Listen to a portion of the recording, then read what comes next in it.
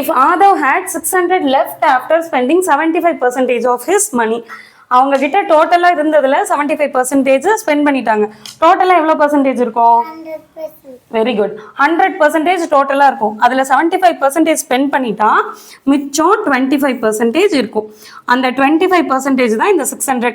ஏன்னா மிச்சம் இருக்கிறது தானே இந்த அமௌண்ட் சொல்லியிருக்காங்க. ஸ்பெண்ட் பண்ணக்கப்புறம் மிச்சம் இருக்க அமௌண்ட் 25% ஆஃப் எவ்வளோ? அந்த டோட்டல் அவங்க ஃபர்ஸ்ட் எவ்வளோ வச்சுருந்தாங்கன்னு நமக்கு தெரியாது.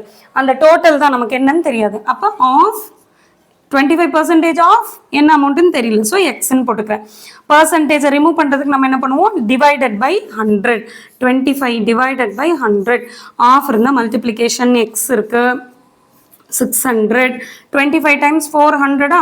ஸோ இங்கே 4 போட்டுக்கலாம். 4 இன்ட்டு எக்ஸ். இங்கே டினாமினேட்டரில் இருக்க ஆப்போசிட் சைட் போனால் என்ன ஆகும்?